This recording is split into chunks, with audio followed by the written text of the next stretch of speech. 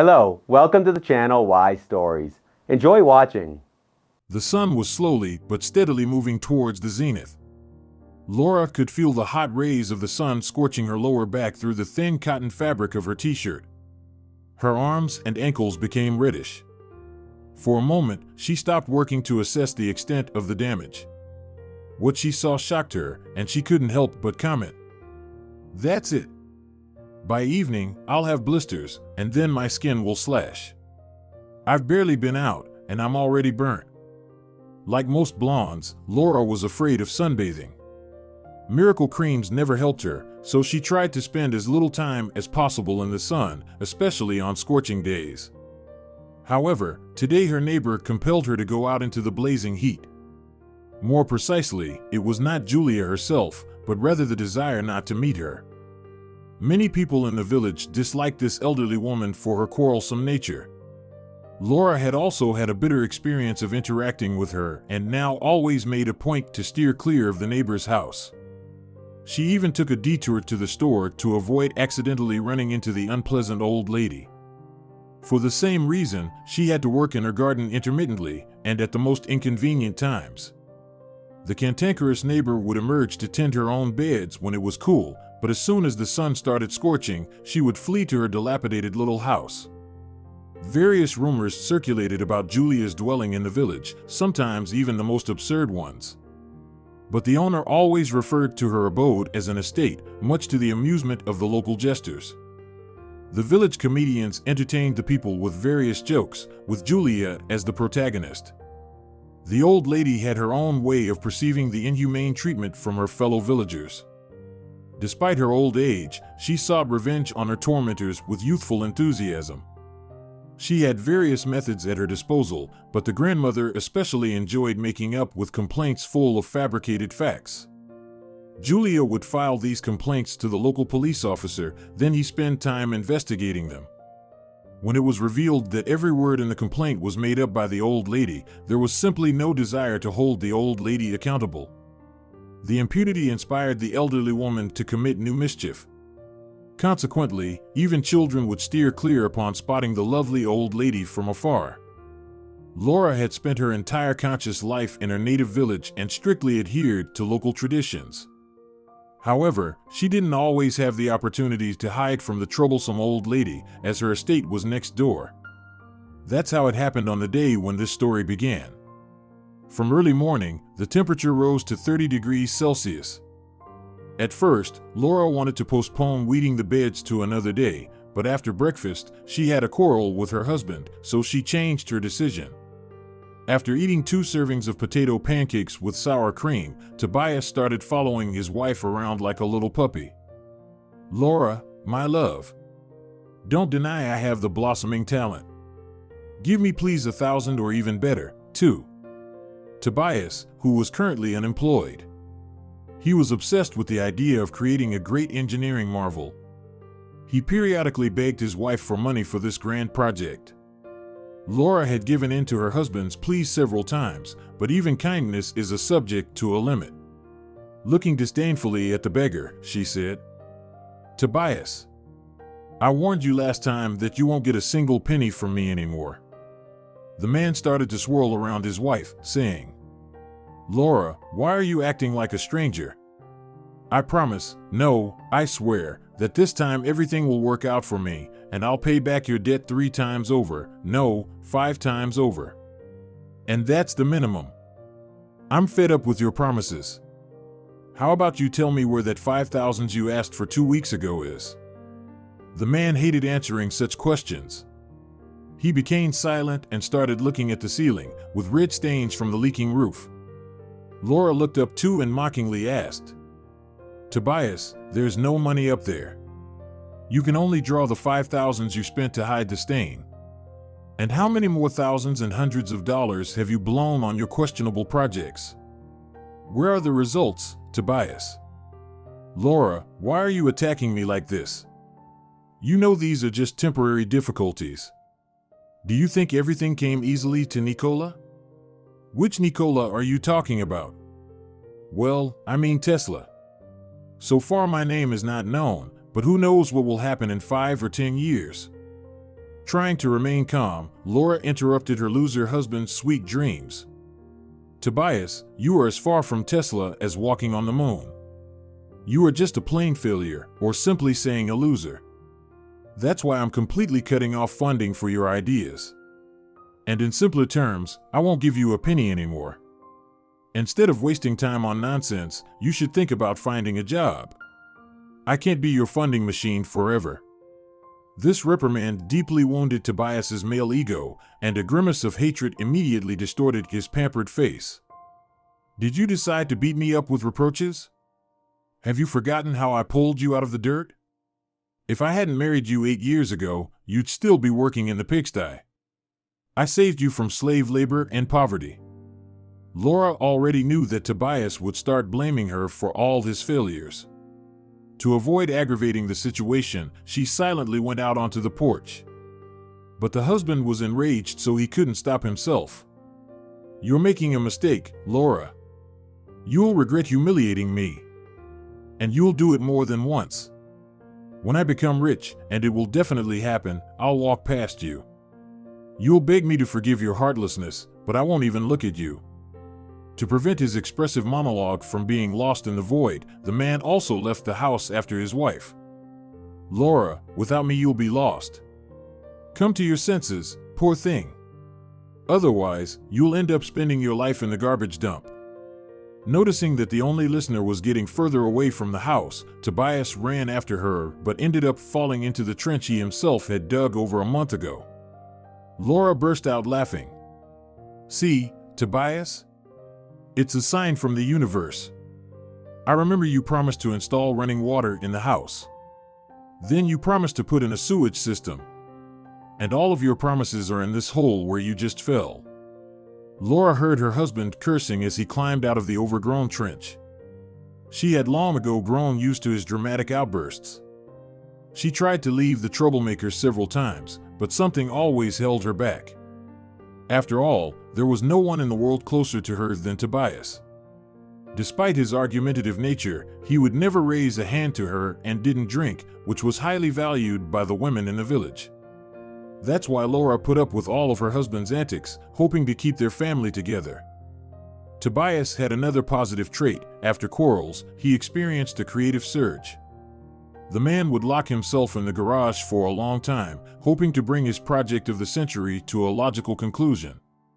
He couldn't explain the essence of it himself. Soon, a steady metallic scraping sound was heard from the garage, and Laura calmly went to weed the beds.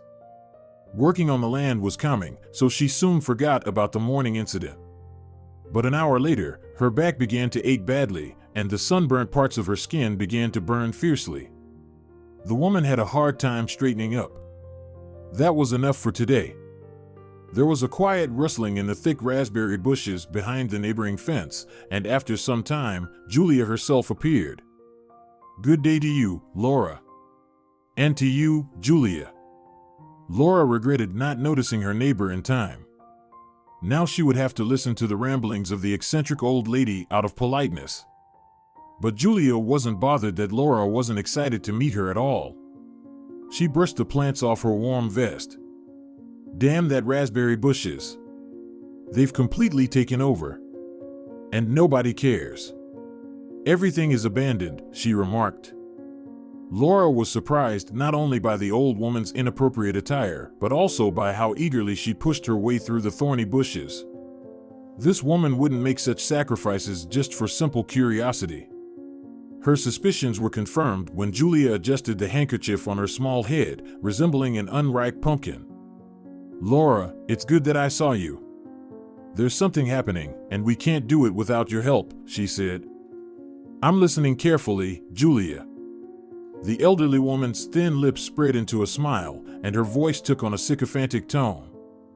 Laura understood that the old lady was about to ask for something. In 8 years of living with Tobias, she had learned to take even the most unusual requests calmly. But from the way the neighbor was struggling to gather her thoughts, she realized that the old woman was about to make some special demands. Julia cleared her throat for reassurance. Let me tell you this, dear neighbor. My grandson, who is a well-known person in town and almost a billionaire, has decided to revive our village. Although Laura did not yet understand what the grandmother was getting at, she supported the initiative in absentia. It's about time that we change something. The grandmother was delighted with the support. And my Elio also thinks that it's time to update the village. He wants to build a bunch of shops and a factory here where the workers will make juices. But first, my grandson plans to build himself a 2-story house with an underground garage and parking. He told me a lot of details, but I couldn't understand everything over the phone. I'm very happy for you and your grandson, Julia. But what does it have to do with me? Now, dear, I will explain everything. Elio really liked this place where my estate is located. There is a river nearby and a store within walking distance. Okay. But what about me? Julia couldn't take it anymore. Her peaceful tone turned angry. How don't you understand? Our houses are right next to each other. Elio will build his house on the site of my estate. Anyway, I've already written everything to him in my will. But my grandson wants to make a small park with a summer tent and fountains. He has 3 children who need a separate place to play and have fun. Elio also is planning. Laura interrupted the persistent neighbor.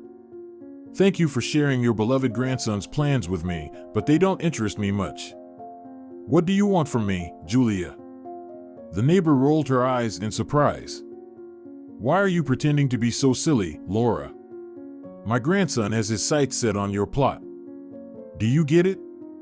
As far as I know, the deed for the house is in your name, right? When Agata died, her land and property passed into your hands. Or am I mistaken? And what does that have to do with anything? Laura asked with indifference. The old woman waved her hand as if she was holding a sword. Fine. I see, Laura, that talking to you is pointless. Elio will be here soon, and he will speak in a different manner. Don't threaten me, Julia. And tell your Elio that I have no intention of selling the house. He should rely on your inheritance, Laura replied firmly. The old woman shook her fists even more. For your harmful nature, Laura, God won't give you or your children anything. And he won't. The old woman knew how to hurt her unyielding neighbor. She touched the sorest spot. In anger, Laura picked up a dry twig from the ground and threw it at Julia, exclaiming, You crone! Go away! The twig whistled and landed somewhere in the bushes, but Julia's scream indicated that the young woman had hit her target. Julia started issuing threats from afar. I'll file a police report about you. You'll get a sentence for harming me, Julia shouted. Laura was no longer paying attention to the old woman's screams. She slowly walked towards the house, trying to answer the main question, why do all the misfortunes fall on my head? Upon her arrival, Tobias perked up. Oh, my Laura has arrived. Are you tired? Do you want me to heat up lunch? Her husband acted as if there had not been a morning argument. He busied himself in the kitchen, detailing his work as he went. At first, I was going to work in the garage, but then I thought that I needed to clean the stain on the ceiling, he said. Laura looked up. The problem area was covered by a crookedly glued piece of wallpaper with a completely different shade, but her husband was very pleased with his work. Is it really better this way? The woman was so tired from the noisy morning that she preferred to lie. Yes, dear. It's really hard to notice. The compliment cheered up the man, and immediately he started imagining things. Tomorrow I'll bury a trench. One could break your legs otherwise. We're unlikely to get water facilities in the house this summer anyway. It requires a lot of money. Once I finish my project and get a patent, we'll live well. We'll go to the south. Tobias noticed that his wife did not share his joy. Laura, what's wrong? Is your back hurting again? The woman often complained of lower back pain. This would often prevent her from getting out of bed for several days. Tobias would then treat her with ointments and even give her injections. But now it was clear that his wife's bad mood was not due to her back. Just now, Tobias, I had an argument with Julia. The old witch was waiting in ambush for me in her garden. And what does she want? Not her, Tobias, her grandson. In short, they want our land with the house. Tobias whistled in surprise, to which Laura immediately reacted sharply. How many times have I asked you not to whistle in the house?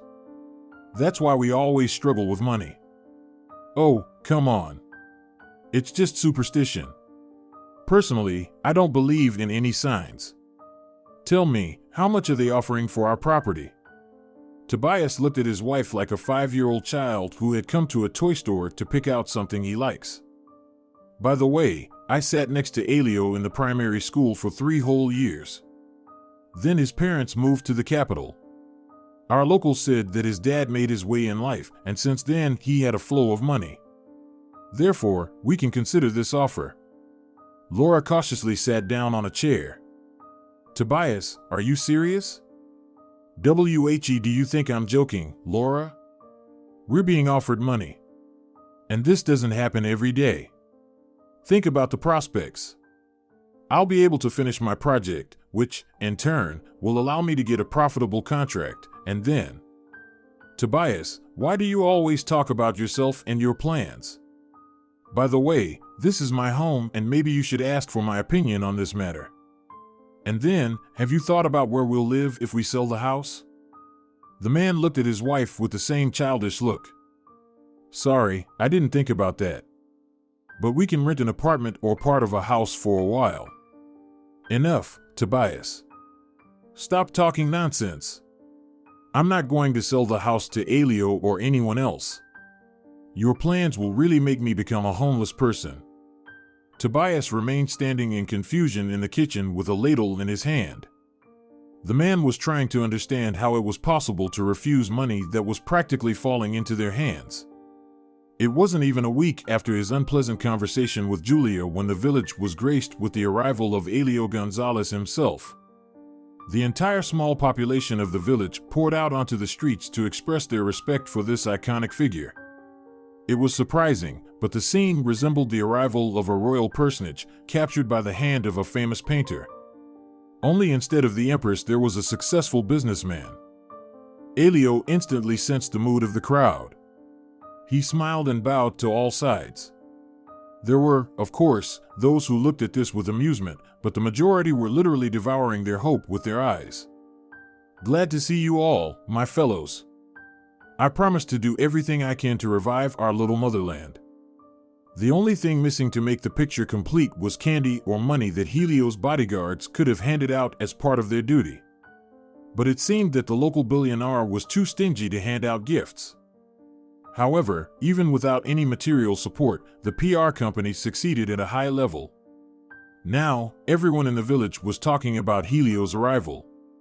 And Julia couldn't be prouder. Tobias decided he should take advantage of the opportunity too. During dinner, he casually said to his wife, I think I need to make sure to pay Elio a visit. Maybe he'll remember me from school. Laura unexpectedly supported her husband. Go ahead. Maybe he'll offer you a job. If he plans on building, he'll certainly need specialists. You can at least be useful for something. Of course, Laura, I value your opinion, but I'm not a builder. My specialty is completely different. It seemed like the man was offended and hinted at his engineering diploma. But his moment of glory was short because his wife mercilessly cut off his untimely flight of fantasy. Your specialty, Tobias, is to sit on my neck. And I'm tired of it. And you must understand that good times don't last forever. You have to start making a living at some point. Another scandal was about to happen. Tobias had already taken a deep breath to respond appropriately to his wife's betrayal. But at that moment, there was an unexpected knock on the door.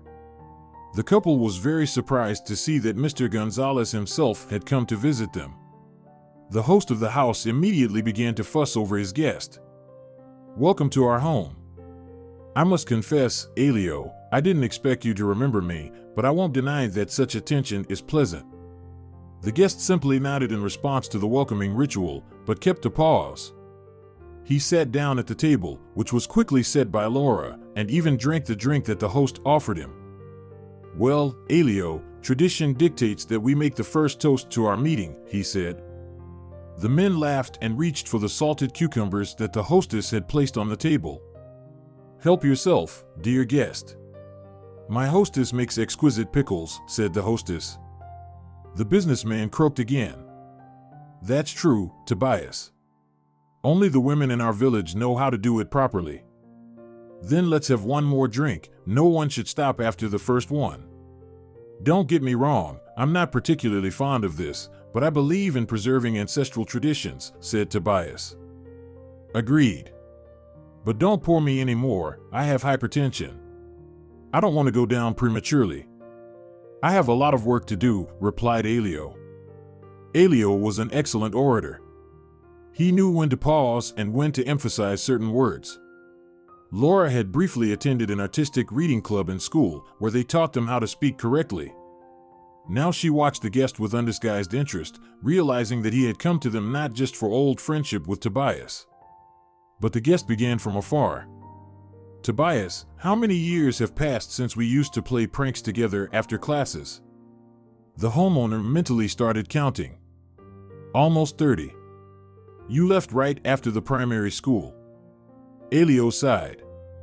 "Yes, unfortunately, we can't predict where life will take its next turn. I never thought I would return to my native village. But what amazes me the most is how small the world is. Why am I saying this? You'll find out soon. Imagine, when I shared my plan with my colleagues, there was a person in my team who also came from these parts." The guest stared at Laura, but she calmly waited for him to continue the story. Tobias was clearly puzzled by this turn of events. "Elio, why are you beating around the bush? Just tell us the whole story." With visible irritation, the guest corrected his former schoolmate. "Mr. Elio, if you don't mind." Offended, Tobias also asserted his ambitions. "If that's the case, then call me Mr. Tobias as well. My wife is none other than Miss Laura." The guest realized his mistake and immediately backtracked. "I didn't mean to offend you." "We're not offended, but let's get to the point, Elio. Who is the person you found in your company who can't live without our village?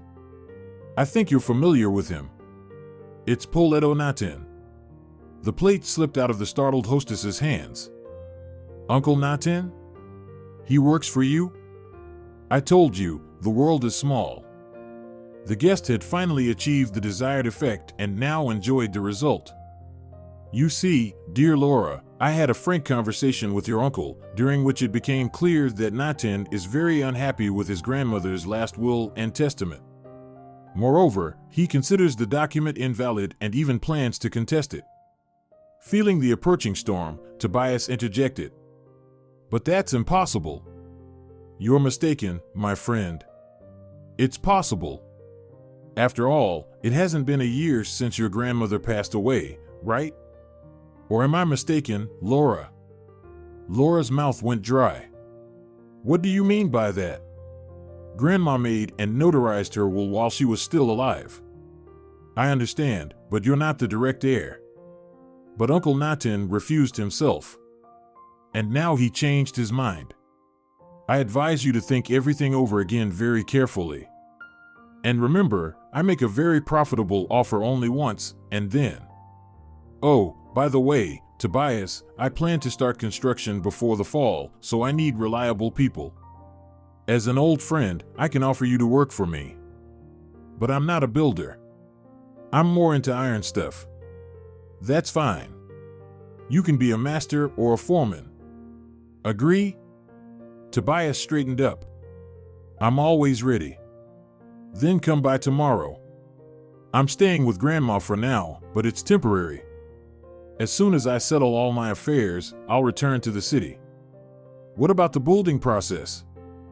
"That's why I'm looking for reliable people. People I can trust with a serious business and money." As soon as the guest left and the door closed, Tobias cursed. "What a bastard your Uncle Natin is." Laura said quietly. "I didn't expect such treachery from him either." He brought so much grief to my mom. And now he's taking it out on me." Laura's mother and grandmother carefully avoided talking about her father. When she was very young, she wasn't interested in the matter, but later she tried several times to find out where he was and why he lived in another country.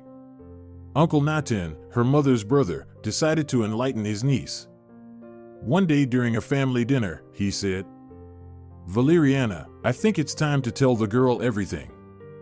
Laura remembers well how her mother pleaded with her brother. "Nathan, please don't. You know perfectly well that Giorgio is not guilty. Who is to blame then?" "No, dear sister, he left you with a year-old child and ran off to his uncle. He traded you and your daughter." Unexpectedly, the grandmother supported her son. "Yes, that's exactly how it was. And you, Valeriana, were blinded by love and didn't finish college. You could have made something of yourself, if not for your early marriage." The 15-year-old girl was uncomfortable listening to her grandmother and uncle blame her mother for loving her father. Laura decided to defend her mother. "Is love a crime?" The grandmother said to her granddaughter, "You're too young to understand. When you have children of your own, then you will know what it's like to raise them. I raised 2 on my own. Worked 2 jobs and even raised pigs. And all that to educate my children. Thank goodness, at least Nathan became a decent person. But Valeriana didn't appreciate my efforts and fell in love. She got married in her 3rd year of college, and soon after you were born." Grandma was ready to continue her story, but Mom shouted at her, "Please, don't tell such things in front of the child.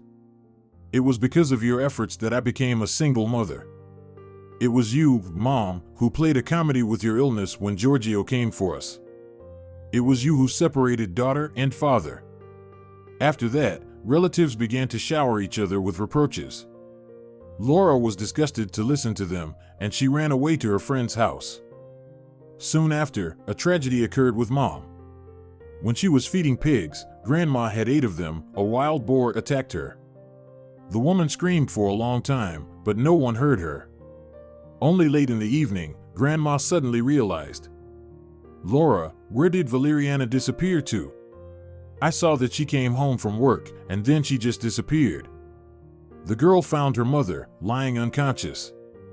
When the doctors did an X-ray in the hospital, they were shocked. "Poor thing. There's not a single unbroken bone in her body. Multiple fractures, internal organs damaged." The mother lay in the hospital for several months. She underwent one operation after another, but she grew weaker with each passing day. Laura would run to the hospital after school and sit by her sick mother's bedside for hours. She had to do her homework late at night. Grandma only visited her daughter 3 times during that whole time. "I don't have time to go wandering around hospitals. I have my farm to take care of. If I don't feed the animals on time, they'll perish. And you, Laura, should go there less often. Just pop in for 5 minutes, that's enough. I can't do without your help." Once Laura couldn't bear such injustice. "Grandma, aren't you ashamed? Mom is your daughter, and you treat her as if she's adopted. But everything is for Uncle Nathan, these pigs, and that cursed boar that trampled Mom, also everything is for him." Agata was shocked and couldn't say a word, while Laura cried and screamed with indignation. "I sincerely wish this boar would die." The old woman immediately came to her senses. She slapped her granddaughter hard across the face. "Shut your filthy mouth. That boar weighs more than 10 PUDs. That evening, Laura didn't come home to spend the night. She stayed by her mother's side all night, whose condition had suddenly deteriorated. The woman was either immersed in a restless sleep or calling out to her. In the morning, she asked, "My dear daughter, there are photos in my album at home where we are all together, you, me, and your father. Don't believe it, he's a very good man. Everything just turned against us. If I get better, we'll definitely go to see your father. Here's his address. Write to him." 2 days later, Laura's mother passed away. Laura searched for the photo that her dying mother had spoken about in the documents but couldn't find it. And then she forgot about the picture because a completely different life began for her. Now all the responsibilities of running the household fell on the fragile shoulders of the 16-year-old girl. After school, she would rush home to feed the pigs and chickens. Then she would have to weed the enormous vegetable garden. During summer vacation, while her school friends went on trips with their parents to the seaside or attended health camps, Laura worked from morning till late evening without rest. Her list of duties was enormous, and her grandmother made sure that every task was completed. Twice a year, Uncle Natin would come from the city with a car packed full of food and, with unbridled pleasure, would leave once again. The heavy labor took a toll on the girl's health. She was diagnosed with a spinal hernia, and later doctors discovered problems in the female reproductive system. So Tobias was right about one thing: he did rescue her from slave labor when he proposed to marry her. Agata took the news of her granddaughter's engagement harshly. She threw a fit. I was everything to her, and yet she decided to leave me to fate's mercy. You're so ungrateful. The future son-in-law listened to these unjust accusations and advised Agata to put her son to hard labor. To the grandmother, this proposal was equivalent to an insult, and she kicked Tobias out. That was when Laura first disobeyed the old stubborn woman and left home with her fiancé. For a while, they stayed with the husband's parents, where Tobias' brother and his family also lived. About a year passed, and Agata came to visit. The woman cried for a long time, complained about her fate. And then she fell on her granddaughter's knees and began to beg her for forgiveness. Forgive me, Laura. For everything, please forgive me. Since you left me, I cannot find any peace. Come back, please, live with Tobias and me. I have exhausted all my strength. I am not healthy enough to take care of livestock. Watching your loved one being humiliated was unbearable, and the young couple returned to Agata's house. The grandmother kept to herself and tried not to interfere in her granddaughter's family affairs. She often fell ill, and Laura stayed by her bedside day and night, just like when her mother was dying. Agata missed having something to do and worried even more about her Uncle Natin. Laura, could you call him? Maybe something happened? Why isn't he coming? How could he forget his mother? Agata said. Laura dialed her uncle's number many times, but he always claimed to be too busy. Tobias sincerely felt sorry for the old woman. He heard these pleas, but it was only once when Laura angrily spoke her mind about her uncle. Your Uncle Natin is a real scumbag. When this old lady was healthy enough to take care of the livestock so that he and his kids could eat well, then he showed up. But he has no time to visit his helpless mother, she said. For 6 years, the son only visited his mother once, but only stayed for an hour. Soon after that visit, Agata decided to change her will in favor of her granddaughter. Just before her death, she gave Laura a photo of her happy parents holding her as a baby. On the back of the picture was an address written in English. It was all me, Laura. I didn't want Valeriana to go abroad. And I separated her from Giorgio. He was a good guy even back then, and he was already a candidate for a job there. He came to see you later, but I didn't allow Valeriana to leave. But the worst part is when he called once, I lied. I said that Valeriana got married to a good guy. Laura listened to her grandmother's confession, but there was no anger left in her. She understood that nothing could be changed now and forgave her grandmother. After her death, there was only one close person left in the world for her. Most of all, Laura was afraid that he would betray her one day. But there is a belief that what a person fears will inevitably happen one day. As promised by Elio, a large building project began in the village in August. Tobias eagerly took on the task assigned to him. From early morning until late at night, he disappeared at the site entrusted to him. He rarely shared his work with his wife, answering her questions directly. Everything is fine. The work is going well and the salary is being paid. But a month passed, then a second, but her husband never brought the promised salary home. He had completely forgotten about his super project and rarely visited the garage. As Laura later found out, she didn't even suspect that her husband had embezzled other people's money. Everything surfaced unexpectedly. One day, Tobias came home earlier than usual. His face was pale as a sheet and his hands were shaking. "Laura, I need money urgently. A lot of money." The woman's heart froze with a sense of foreboding. What happened? This simple question sent her husband into a fit of rage. For the first time in his life, he even raised his hand against her. "What are you acting like you're saintly innocent? I told you straight that I need money urgently. Are you my wife or not?" Laura remained silent. A small tremble shook her, and her hands and feet became icy. Finally, she managed to calm herself down. "I asked you directly, Tobias, what happened? I have the right to know. And you're always going on about your damn rights. It's all your fault. You pushed me to work with that moron. You're always nagging for more money. To me, it seems like you're always trying to drain me of money. What do you want me to do this time? Help me out one last time. Let's sell this damn house before that scammer's offer expires. Can you explain to me properly? Why the urgency?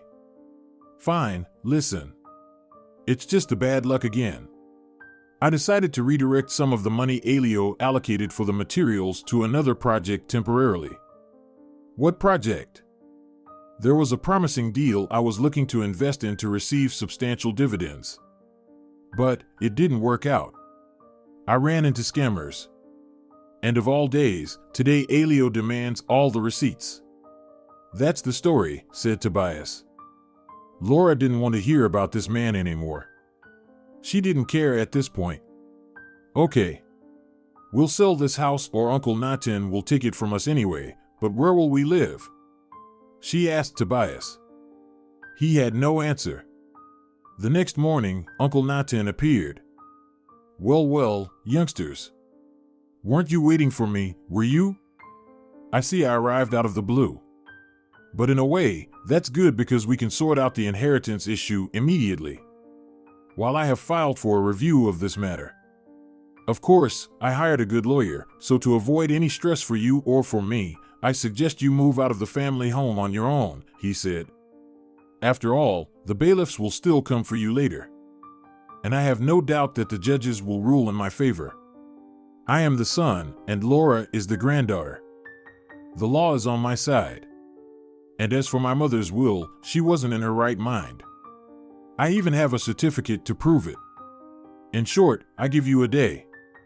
Uncle Nathan left. Laura began to pack her things. Tobias asked in surprise, "Where are you going?" "Anywhere but here." "What about me? Don't you understand that Elio will come after me for the money?" At that moment, the door burst wide open, and the autumn wind rushed into the room. Tobias stared at Elio in horror. "Wow, we were just talking about you and your wife. It's just like the saying, think of something, and it will appear." The joke didn't go well, and in the next moment, Tobias' body slammed into the opposite wall with a loud noise. "What was that for, Elio?" he asked, wincing in pain. "You know what it was for," Elio replied, ignoring both Laura and Tobias' pain as he placed a chair in the center of the living room. "So, are we going to joke around or have a serious conversation? This concerns both of you, Laura, you too. What does it have to do with me?" "He spent your money, deal with him," Laura replied. "No, that's not the agreement we made. Tobias is your spouse," Elio said. "And what does that mean?" Laura asked. "It means my guys will beat him up. He messed up big this time. But this time, he won't get away with it." "I need the money," Elio said. Tobias managed to crawl out of the corner. "Elio, I swear, I will compensate for everything. I am ready to work for free at your construction site for a year." "You talk big. But it won't be you, scumbag, who will work for me, it will be your wife. And as for your punishment, I have another mission in mind. I don't think you'll like it, but there are no other options if you want to live." Tobias crawled on his knees in front of Elio. It was disgusting to see this humiliating scene, and Laura grabbed her suitcase, but the guest grabbed her hand. The woman tried to break free. "Let me go. It hurts." But Elio squeezed even tighter. Laura screamed, "Madam, it will hurt even more if I hand you over to my boys. They love working with women, so you better not resist." "So, Tobias, are you giving your woman up for temporary use?" "I am, Elio. You can take her forever if you want." Laura watched as her husband crawled in tears at the feet of his former classmate. She felt no pity for him, only contempt and disgust. Elio read all of this in the loyal woman's eyes. With one hand, he took her suitcase and led her to the exit. At the door, Laura turned around as if she were bidding farewell to her past life forever. "Let's go. You don't need to trouble yourself with such an unpleasant sight." Elio easily pushed the woman towards the exit. The door slammed shut. But outside, Tobias could be heard wailing at the top of his lungs. "Laura, stay. I'll die without you." The businessman snorted disdainfully. "He's so worthless. That's what awaits you if you stay with this man. Forgive me for being blunt, but I'm really ready to tear Tobias apart. He screwed me over so badly. I don't know how to get out of this now." Helio's words sounded quite human, and Laura looked at him in surprise. "I don't understand. Do you really want to enroll me as your slave?" "Yes and no. Come on, let's talk. I have an offer for you. Of course, you can refuse, but then I'll ask for all the money your husband spent to be returned. Despite everything, he's still your husband. But you'll still take the house, won't you?" Elio nodded in agreement. "I'll take it. And nobody can stop me now, as you already know. But the problem is, the money for this house won't be enough to cover the debt. Do you even know how much he owes me? Look, on one hand, I don't care about anyone living here. You're a smart woman, I'm sure you understand that. And I don't care about your idiot husband either. Me giving him a chance is a stroke of luck for you." Elio stopped at his car, opened the door for Laura. "You believe in miracles here in the village, but miracles don't happen. In the city, for that amount of money, the whole family would have been taken care of a long time ago. And here I am, talking to you." He seated Laura in the car and they drove off. Laura felt her heart sinking. "I want to tell you something, Laura. If you try to run away, Tobias will be dead. So now a human life depends on you." Laura understood. He may have regretted it at first, but now he was all in. "And what am I supposed to do? And most importantly, for how long? I haven't counted how long it will take. It all depends on your work. But you'll see what to do now." They drove to the edge of the village. Beyond it was a valley that couldn't be seen from the village. Laura was just amazed. She had completely changed in a few months. There were huge greenhouses in rows, apple and pear trees planted, and some unfamiliar trees for Laura. A large wooden building stood off to the side. There it is. Someone has to be responsible for all of this. Not only do you have to work, but you have to make others work too. And you have to be responsible. Do you understand, Laura? Not really. Well, look. You will work well. And everyone must work well. And I will come and observe. And if you work poorly, then the debt will not decrease. And if the debt does not decrease, you will have to work here for a very long time. Only now did Laura realize what a trap she had fallen into. Will Tobias also work off the debt? Elio laughed. No, Laura. Your husband is useless. Not only is he lazy, but he's also a thief. So you and only you will work off the debt. But that's not fair. Laura almost cried. Where did you think it's a fair world, Laura? And besides, you heard it yourself, your husband gave you to me for debts. I'll go to the police. The woman firmly grasped the door handle. Go ahead, of course. I have a lot of witness testimony about how you and your husband robbed me together. Believe me, for such an amount, both of you will be sentenced for a long time. What a scumbag you are. Elio laughed again. I have to agree with you there. If I weren't a scumbag, I'd be living in complete poverty and filth like you and Tobias. Well, shall we go?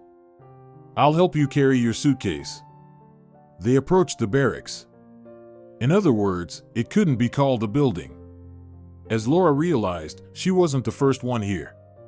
A woman who looked more like a man came out to meet them. So, did you bring another one?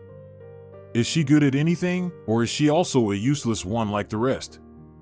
Well, Lita, you're here to make sure everyone works like bees.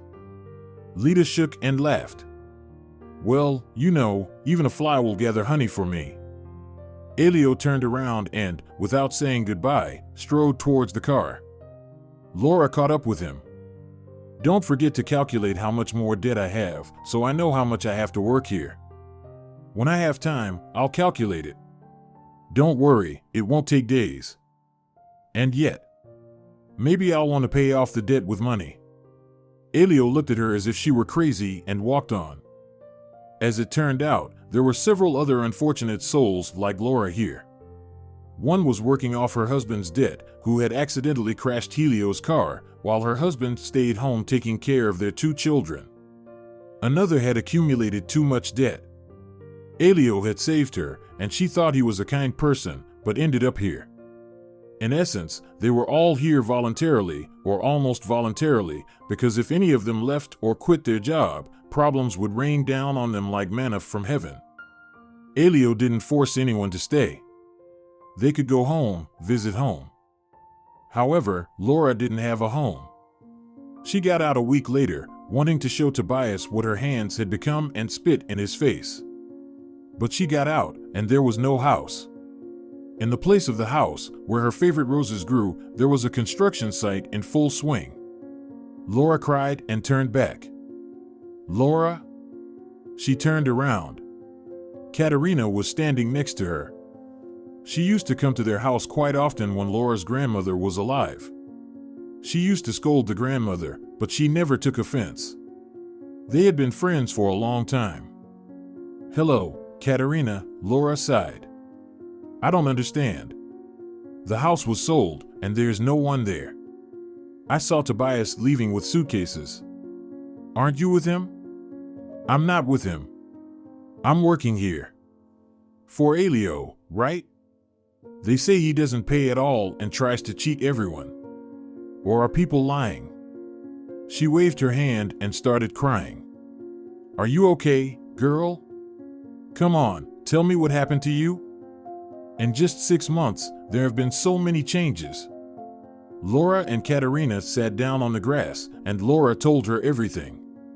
She knew that Katerina wouldn't be able to help her, but it felt a little better to talk about it. The old woman shook her head and said, I don't even know who's worse in this situation, your useless husband Tobias or Elio. Well, we can understand who Elio is, he's been a scumbag since he was a kid. But Tobias, I'd kill him. And it's all your fault, Laura. You should have made him work and not given him food. Where have you seen a woman making a living for her own and her husband? Katerina spat loudly, sat down, and thought. Here's what, Laura. You need to find your father. Laura looked at Katerina in amazement. And do you know about him? Who doesn't know about him? Well, some who are younger. But Elio was a good guy. Alejandra, that bitch, is just like Elio. She made a fortune from this farm, didn't she? And she couldn't let Valeriana go because someone had to take care of her farm. It can't be. Grandma said she just didn't want to part with us. Katerina waved her hand. You can think whatever you want, Laura, but I knew Alejandra much better. No one was ever needed for her except her Natin. Damn it, every man is some kind of scum.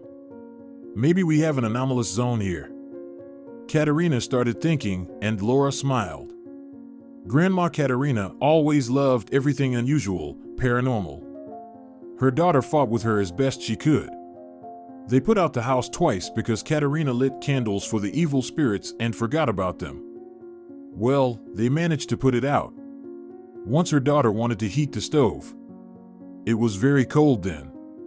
She opened the damper, and instead of the place where the firewood was put, there was a fresh brickwork. It's a good thing she didn't grab it, they broke it. And that Katerina, she was patching up a hole in those worlds. Everyone loved the old woman, but if something came to her mind, the old woman never saw Laura again. She quickly got up, looked around, and authoritatively declared to herself, "That's right. Abnormal. We need to save the world." And she quickly strode off to the village. Laura sighed. Yes, one suffer with someone like that. Who knows what will come to her mind? Laura returned to the barracks. Her neighbor was lying on her stomach and typing on her laptop with someone. Maya. What? Listen, is it really possible, for example, to find a person abroad in social networks? Of course, it's possible. Why are you asking? Did you find a rich relative who's willing to pay for you? Oh, come on. I just wanted to try and find someone. Well, let's try. I've already talked to my people and cried about it, so I'm free. How much longer do you have? 2 months, and then I'm free. If I don't get any new fines. Laura sighed. According to her calculations, she had to work here for almost a year. And that's only if there are no fines, but you can be penalized very quickly here. She took out a photo and showed the back to Maya. She started typing something quickly. Look, there is someone with this name. Laura, look, he's online. Maya, don't speak in riddles. Well, he's online now. Come on, tell me what to text him. We don't need to do anything, are you crazy? What do you mean, we don't need to text him anything? He's important to you, isn't he? Laura remembered Tobias, her home, her whole life, and waved her hand. It was some relief. Okay, hello, Giorgio, this is Laura writing to you, Valeriana's daughter. Maya chuckled. You sound like a soldier writing a letter from the war. Maya. Okay. Oh, look, he read it. And? He's not responding yet. Well, he probably won't reply. Laura lay down and had already fallen asleep when Maya nudged her. He replied. Wow, he wrote a lot. All right, here, read it, and I'll go smoke so I won't disturb you. Laura looked gratefully at Maya and sat in front of the laptop. She read the words, wiped away tears, reread them again. Maya returned and saw Laura in tears. She sighed. That's it, dear. Take the laptop to your bed, and I need to sleep. I don't want to get in trouble tomorrow. And don't sit for too long, you have to work tomorrow too. Giorgio apologized for not persuading Valeriana to go against Agata's will. He was upset and didn't contact them for many years. Then work got in the way, this and that. When he woke up, he decided that he was no longer needed. Valeriana has been married for a long time, and her daughter probably calls another man her father. My mother was never married. Not even for a day. Giorgio was silent for a while. Laura thought he wouldn't respond anymore. I had such a thought. But then I decided that no matter how cruel Agata was, she wouldn't lie like that. So she did. Do you have a wife, children? I have no one. I've been married. It lasted 6 months twice, but I called my wives Valeriana. And then I stopped trying. And God didn't give me children. Or rather, he did, but I lost them. But it's not your fault? Another long pause. It's my fault. It's always the man's fault because he has to be stronger, wiser, smarter, you know? It's all my fault, and now I'm dying. I have very little time left, and I was still afraid to write to you. Dying? Why? There is, Laura, a disease that doesn't look at the place or the person. It just comes and takes whoever it wants. Of course, Laura knew she knew everything. She felt tears running down her cheeks. It was so insulting, so painful to realize that she had just found her father and wouldn't even be able to see him. Laura, let's video chat tomorrow. Oh, I don't know how. If Maya allows, she can help. So that's not you in the photo? No, of course not. I'll ask her. Until tomorrow. Laura received reprimands all day. She was fined so much that Maya couldn't take it anymore. She was weeding in the greenhouse next to Laura. What's wrong with you today? Maya, the person you found for me yesterday, he's my father. And Laura briefly told her the story of her family. Maya sighed. I can't believe it. Your family is not a family, it's a mess and snake pit. Laura, maybe he's wealthy? Laura looked at her, confused. Even if he is, which I doubt, what difference does it make? What do you mean? He could easily pay off your debt to that jerk and you'd be free. Oh Maya, how can you even say that? The man is dying, am I supposed to ask him for money? I've never even met him. So what? You're so interesting, everyone uses you, but you can't use anyone. I won't do it. Can we just video chat with him tonight, if you don't mind? Oh, come on, what do I care? As soon as her father saw her, he started crying. Oh my God, you look just like Valeriana. How is she? Mom passed away. Passed away? And your grandmother? She's gone too. They talked for almost an hour and then said goodbye. I'm being admitted to the hospital tomorrow. They won't let me die in peace. But I'll write to you again. Okay, I'll be waiting. When Laura returned the laptop, Maya asked, So did you tell him about your life? No. Why? You should have seen him. He's so sick. Oh, Laura, you're such a fool. Laura fell asleep almost immediately. She woke up in the middle of the night and saw Maya on the laptop again, so she asked, What happened? Maya jumped. What? Oh, no. My son had a fever. Go back to sleep. I'm going to bed too. And the working days started to go as usual. Laura learned to ignore the pain in her back and the bloodied hands. She simply worked and counted the days. And what was the point of counting? 5 would be taken away, 2 would be added as a fine. Elios showed up from time to time. It seemed to give him special pleasure to humiliate Laura, perhaps because she was a native of the village where the billionaire himself was born and mostly raised. Laura, you don't look very good. To be honest, when you lived with your husband, you looked much better. But living behind a stone wall, I guess it's much better. And he laughed at his own joke. Laura remained silent. She wanted to slap him in his fat face, but she knew she couldn't. A week passed, then another. Every evening when Maya opened her laptop, Laura looked at her questioningly, but Maya only shook her head. Laura's father didn't show up online anymore. The day came when the disgruntled supervisor handed Maya her documents. Everyone gathered to see her off. And Maya took Laura aside. Please forgive me. It's probably my fault that your dad is no longer in touch. But you know what? As far as I'm concerned, a father like that is worse than no father at all. I don't understand. Laura looked at Maya, really not understanding. Maya sighed. On the day when you talked to him, I also messaged him. I told him your whole story, about the enormous debt, about your wonderful husband. Basically, everything. And he said he'd help. But then he must have changed his mind. Maya. Why did you do that? Maya shook her head stubbornly. Why? He's your father, isn't he? He has never helped you in your life, but now he can. Be mad at me if you want, but I believe I did the right thing. Maya left, and Laura, lost, returned to her barracks.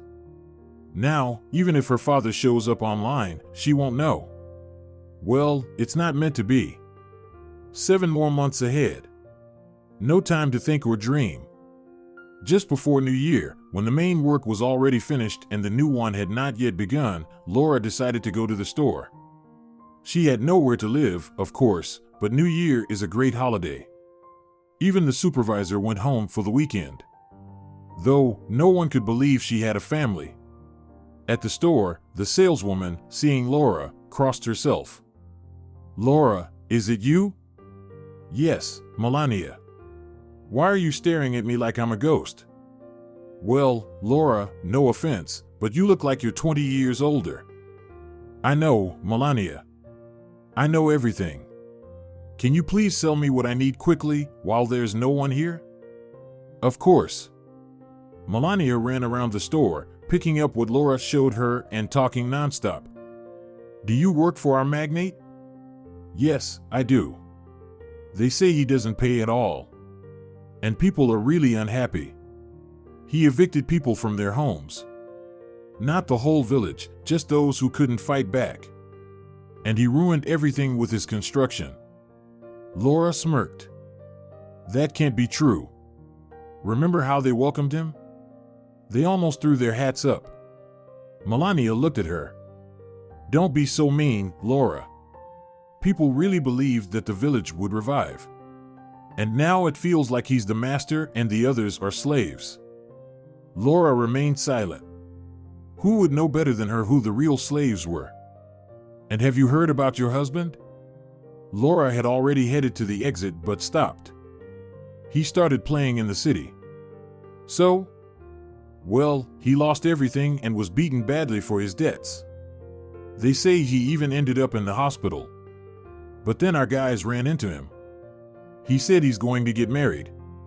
The woman is old, but rich." Laura laughed. "Oh, Tobias. He wants a sweet life after all." Her mood improved a bit. She took the road she hadn't walked in a long time, to avoid seeing the empty space where her home used to be. However, the place was no longer empty. A brand new house, made to look old, stood in its place. She stood there for a moment before continuing on her way. She didn't even notice when a figure detached itself from the house and started following her. "Excuse me, can you tell me how to find Laura?" "Laura Calvo." She stopped. She definitely didn't know this man and had never seen him before. Plus, he seemed odd, dressed strangely, and with an accent that wasn't local. "I'm Laura Calvo. Who are you?" "Oh, I thought it was you. You look just like your mother." He pulled out the same photo her mother had. Her heart sank. "Who are you?" "My name is Roberto. I am your father's executor." Now Laura understood what had been bothering her about him. He spoke too perfectly, like a speech therapist or a foreigner. "Can we talk somewhere private?" Without prying eyes. "I assume we don't want any unwanted attention." "Well, maybe by the river. Kids go there in the summer, but there's no one there now." They walked to the river. Laura brushed off the bench and sat down. "What?" "The bench is cold." She smiled. "I can't stand, my back hurts too much." She pulled her hand out of her glove, and the man's eyes widened at the sight of her punctured, tortured hands. "What happened to you?" Laura quickly hid her hands in her glove. "What did you want to talk to me about?" "Did my father die?" "Yes. Giorgio passed away 2 months ago. But, while in the hospital, with a notary and witnesses present, he gave clear instructions regarding you." "Oh, we never got to talk, to spend time together." Laura wiped away a tear. "What do you mean by saying instructions?" The man sat next to her and opened his folder. "The instructions are very simple. Giorgio instructed me to give you everything he had. Anticipating that you wouldn't agree to go abroad, he sold everything he had 2 weeks before his death. All the money, all the assets, and much more is now yours. As his advisor and assistant, I will be with you for the first few weeks. I'll help you so that no one takes advantage of you, help you invest the money wisely. Once you're settled, I can leave you. I'm aware of your problem. First, I suggest you pay off the debt that will cause problems for the man who pawned it off on you. Secondly, take a good rest and get some sleep. And only then start dealing with business. Laura, surprised, stared at him. Are there so many funds that they will be enough for the debt? The man smiled. Your funds are enough to pay for thousands of such debts. He couldn't help it and laughed. You're looking so puzzled now. Giorgio was a very wealthy man. His job was highly valued, but not the richest. So, how do I get in touch with this person? Through the supervisor. Roberto's eyebrows raised. Excuse me, I must have misheard. Now Laura laughed. Oh, you look now as owled as me. Let's go. I'll tell you everything on the way. By the way, is English your native language? Oh, my grandmother. Roberto told her a whole story about how his grandmother once ran away from America. But she made her children and grandchildren speak only in English at home. When Laura finished her story, they had already reached the barracks, where Lita was standing with her hands on her hips. Well, Laura? Another fine. Laura wanted to start justifying herself, as usual, but Roberto stepped forward. Excuse me, who are you? And who are you? I am Laura's lawyer. I would very much like to talk to the person who Laura supposedly owes money to. Lita, who had not even had time to change from her city clothes to her work clothes, reached into her pocket for her phone. I'll call him now. Of course, tell me that. You're hilarious. Please tell Mr. Gonzalez to bring his lawyer or notary. We'll only hand over the debt in the presence of two people. Lita looked at Roberto in surprise and walked away to explain to the owner what was going on. The girls came out of the barracks. They looked at Laura with envy, and she hugged them. Don't worry, I won't abandon you. Roberto says he'll take care of Elio right away, and soon he'll be where he's supposed to be. The girls sighed, hugged Laura, and asked her to come and visit them even if nothing works out. Elio arrived an hour later. In that time, Laura and those she worked with had already decorated the tree in the courtyard. Strangely, Lita didn't even hurry the others to work. She sat there quietly, thinking if it was time to run away or if there was still work to be done. So, who's so wealthy here? Roberto stood up. Good afternoon. I am Laura's lawyer. She would like to pay you the debt. In return, you need to give her a written statement stating that you have no claims against her. Oh, I can't believe it. Are you a foreigner or something? Absolutely. I was her father's lawyer and trusted person. Now I'm helping Laura manage the so-called inheritance. And how huge is this inheritance? Helio's smile faded a little. He remembered those conversations from childhood when adults talked about Laura's father being abroad, but nobody knew for sure. And it turned out to be true. The inheritance was apparently not small, since a person had come from there. 2 hours later, a sweaty Elio watched the departing couple. The man who came with him said, "Oh, Elio, the guy is very clever. He can turn that written statement around so much that there'll be hell to pay. If I were you, I'd leave quickly and sit quietly." No way. No one is going to tell me, Elio, what to do. The man shook his head. Well, it's up to you. It's my job to warn you. And, sorry, I won't be able to work with you anymore. I don't want to get into trouble. He got into his car and quickly drove away. Elio turned and saw the women who worked for him. Actually, they were working off the debts. What are you staring at? You can leave, but only temporarily. Anyone who wants can continue working. The salary will be doubled. 20 minutes later, only he and Lita were left. Lita pulled out a travel bag. You should pay me, Elio. I'm leaving too. He looked angrily at her. You'll manage without it. You have to work, but you're running away. Well, I'll manage somehow. I think the journalists in our city will be very interested in hearing from me. Lita laughed. She very rarely laughed and did the right thing. Her laughter sounded like a goat's bleating. Elio threw a stack of money on the table and left. Roberto brought Laura to the city's most beautiful hotel. Here is your room. Mine is across the hall. You rest, sleep, and I'll come by around 5. We'll order dinner and I'll tell you everything. And then we'll figure it out as we go along. Okay. Thank you very much. She couldn't sleep. She took a bath, blow-dried her hair, thought she needed to buy some cream. Her hands hurt, her skin cracked from work. She decided to do it later.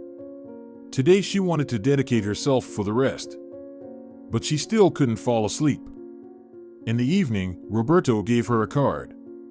This is your card. It's automatically replenished. You can use it to pay for anything. Here are all the documents. The card is new. I haven't activated it yet. You need to read this. It has data on the patent. Now you are the owner of the brand for medical equipment. When you learn more about it, you will need to re-sign a contract with some companies that are manufacturers. Laura looked at him, not understanding. Don't be afraid. You will figure everything out. I will help you. Your eyes are so tired. I suggest you go to bed and rest, and tomorrow you could go to the mall and the hair salon. I don't know what else women need for happiness. All the things can wait. Thank you, Roberto. Can I ask you something? Yes, of course. You are here with me, but your family is probably waiting for you at home. He froze for a second. No. My family died. My wife and young son died in the mountains. I didn't want to live either. If it wasn't for your father, we wouldn't be having this conversation right now. Please forgive me. It's okay. You didn't know. Good night to you. To be honest, Laura was even a little tired of having a rest.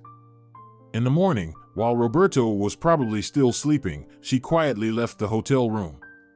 She slept at night as if she were a carefree infant. She waved a taxi, and the car stopped right in front of her. Where are we going? Do you know where the expensive fashionable clothing stores are in our city?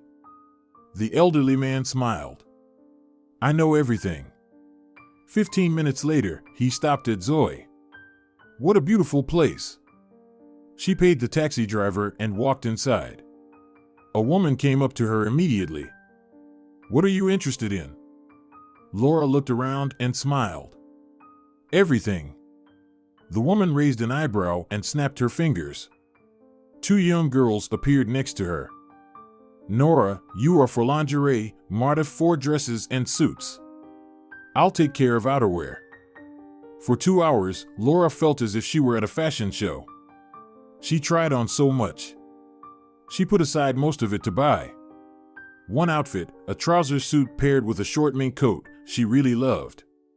The woman who met her suddenly said, "Wait, you can't go outside in those shoes." She quickly dialed someone's number, and within 10 minutes, Laura didn't even have time to finish her coffee. A girl with several boxes appeared in the store. Now it's perfect. Would you like me to pack your clothes? Can you throw it away? The woman smiled. With pleasure. There's an excellent beauty salon nearby. The owner is my friend. If you want, I can call and ask her to take you in without an appointment. Oh, thank you. I really want to.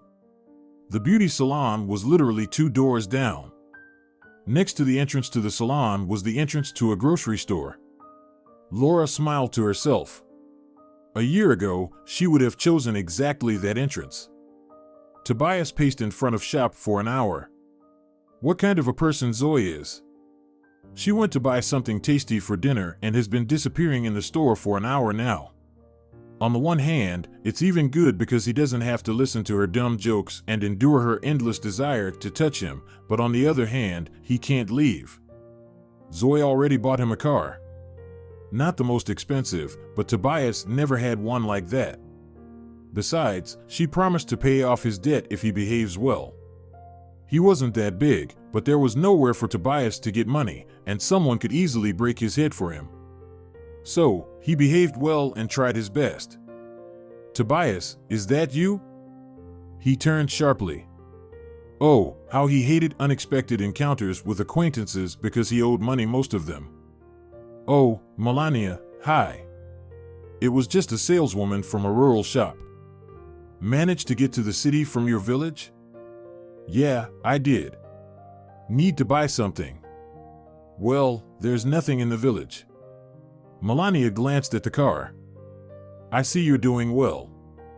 Tobias grimaced. Please don't, Laura works there, and I'm the bad guy. Elio chose her. Melania raised her eyebrows surprisedly. I wasn't going to. Laura doesn't work there anymore. She paid Elio and everything, she's free. Her lawyer made such a fuss that he shut down his own company. What? Not at all. The women who worked there said that her lawyer said he would put everyone in jail and buy them all out. Melania was happy with the effect. Of course, no women said anything, but let this scum know. Melania went on her business, and Tobias started thinking. So, what does it mean? His wife is living in luxury, and he has to live with an old woman and make ends meet. It's not fair. He needs to do something. He needs, in general, to return to Laura. The most fantastic ideas were born in Tobias' head.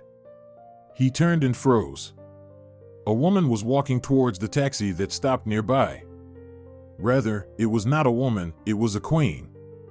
A very expensive coat, hairstyle, high-heeled boots. Tobias rubbed his eyes. No, there couldn't be any mistakes. It was Laura. While he was realizing it, the taxi drove off, taking his wife away. Oh, Melania didn't lie. He didn't have time to reconsider. The squeaking voice echoed throughout the street. Tobias, Tobias. Why are you standing like a statue? Or do you think I will carry the bags myself to feed you? Tobias jerked and turned. Zoe stood on the porch of the shop. She was old and fat, 15 years older than him. She was wealthy. But, as he now understood, very relatively wealthy Zoe. Well, why are you staring at? Quickly take the bags. Tobias saw passers-by paying attention to them, smiling. He walked towards Zoe, approached, pulled out the car keys, and threw them at her. Screw you. Find another sucker. What? You've got some nerve. You won't get a penny from me. Let them cut something off for your debts in the back alley. But Tobias was already striding down the street, pondering how to find out where Laura was now. Clearly not in the village. She had nowhere to live there. Oh, he should have asked Melania for more details. Tobias had to go to the village and even stay overnight with the neighbors. But in 3 days he gathered all the necessary information. The only thing left was to borrow some money for flowers. He couldn't show up to his wife empty-handed. Laura was studying documents. For hours she had been familiarizing herself with the technique that helped people get back on their feet. At first, it was all unclear, then interesting, and by the end of the reading, she was sure it was a real miracle. She even read many reviews where even those considered hopeless started walking again. This is so necessary. But as I understand it, this is all only overseas? Yes. There is something similar here, but only in the capital. Laura pondered. Roberto, tell me if I'm wrong. If such a treatment center is located in nature, for example, in our village, it would have more value, right? The man smiled almost imperceptibly. Well, what can you say? Good girl. She grasped the essence instantly and thought everything through. Of course. You see, without walks, sunbathing, and everything like that, the treatment takes much longer. It's a pity that Elio took over our village. We have such beautiful nature there. You know, Laura, we are similar after all. I really enjoyed it there too. Everything is so genuine, natural, or something like that. And Elio. It's probably time to deal with him? To free the village from his so-called reign. Is that possible? In our world, nothing is impossible, especially if there is money. By the way, based on the location of the houses, I looked, it would be an excellent treatment center where even the healthiest would come to get better. And that's money, and a lot of it. Plus, it's job opportunities. Roberto, if we do this, we will do the great job. He smiled. After Laura returned from her women's trip, he didn't even recognize her at first. And when he realized that she could be that beautiful, he died. Now the most important thing was not to show her that he felt that way about her. Otherwise, it would turn out that he came with money for the heiress. They discussed some details and Roberto went to his room. The phone rang. Laura, there is a man here asking for you. He's eager to see you. He's saying he's your husband. My what? Husband. I'll be right down. Don't let him in here. She left the room and ran into Roberto. Laura, you look pale. What happened? Nothing, everything's fine. And she quickly headed for the elevator. Roberto followed. What was going on? He's supposed to protect her. He immediately recognized the man who was trying to hug Laura. She was pushing his hands away. Tobias, what do you want? How dare you show up here? Laura, I'm actually your husband. That's a temporary situation. I've already filed for divorce. What divorce? What are you talking about? A sound of breaking glass echoed through Tobias's head. No, he wouldn't give up on his dream. Laura is his wife. When he dresses up, he'll look cool too. He'll invent something. Not something simple, but something worth it, because they have money. Laura, you just don't understand what kind of future awaits us. What? Do you want me to tell you? No way. And don't even come near me. You only bring trouble. Tobias, learn to live on your own. I don't understand. Are you serious? I'm dead serious. Tobias grimaced. So, when you need help getting out of trouble, you need Tobias. But when you have money, you don't need Tobias. I have already paid you back. If you haven't forgotten, I worked off your debt for you.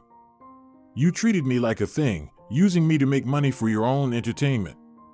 Tobias couldn't take it anymore. You're wrong. I even bought flowers. Who needs someone like you? You're not even worth anything. Laura looked at him. If anyone is not worth anything in this life, it's you.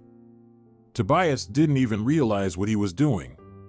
He was just in so much pain, knowing that nothing would change, that he couldn't be beautiful and rich. And he had so many images in his head. He hit Laura. And swung again. All his hurt and anger came out in his fist. Tobias wanted to cry. And it was all her fault. She was to blame for everything. He didn't get to hit her a second time. Some guy hit him so hard he couldn't breathe and fell to the ground. Hotel staff rushed over, someone called the police. 2 weeks later, Laura and Roberto came back to the village. Elio had been taken over by people competent in this matter. He was in so much trouble that he couldn't count it all on his fingers. Julia hardly left the house. Elio was now responsible for the salary of the entire village. Laura understood that she needed to talk to the people. The rumors were spreading and they didn't know what was happening, which made them so gloomy. The villagers, who had always preferred stability and routine, were very scared. When a large crowd gathered around their car, Laura spoke up. You all know me from childhood. I have never shirked work, never done anything wrong. And most importantly, I love our village. Let me answer the most important questions right away. Yes, I inherited money. Yes, I bought everything Elio managed to buy here. There were gasps from the crowd. Wow! And are you going to build a factory now too? Laura smiled. No, I wanted to talk to you all about it first. The people waited in suspense. She handed out brochures on medical equipment and spoke at the same time. We can save nature, make a name for ourselves, and create a lot of job vacancies. If you all say no, then nothing will happen, I promise you." There was no discussion. Old Pablo, the oldest person in the village, spoke up and said, "I think we can trust Laura. If it's all true, our village will be famous all over the world." When they returned to the city, they decided they needed to celebrate the beginning of their successful endeavor. Roberto seemed too gloomy. "What's wrong with you? It's like you're not happy about our success." "What are you talking about?" "Of course, I'm happy. I just realized something today. You don't need me anymore, you can do everything on your own. I can leave. When we got back, I booked a flight. I'm leaving tomorrow morning." Laura knew that sooner or later it had to happen. But why now? Why not later, someday? She knew what he liked. She couldn't let him go. "Roberto." "Yes?" "Roberto, could you postpone your flight?" "Postpone? Do you still need me here?" "Yes, I need you very much." He shrugged. Well, he'll suffer a little longer for her. It was unbearable to be next to someone you're going to lose very soon. "Okay. How long should I postpone it for? When should I reschedule the flight?" He reached for the phone. "In the next life. I won't let you go in this one." Roberto slowly raised his eyes to her, looked at her for a long time, and then said, "I don't want you to think that I stayed because of the money. I don't think that. But everyone will. Do you care about what others think?" Roberto smiled. "Laura, you're just scared, you don't love me." "And do you love me?" And then he blushed. "I do, but..." "Then I'll drop everything and go with you." A second later, Laura was in Roberto's embrace. He was kissing her and repeating, "Lately, I've had only one desire, to kiss you. Now you'll have to put up with me for the rest of your life." "I agree." Laura laughed happily. If you're enjoying it as well, leave a like and subscribe to the channel.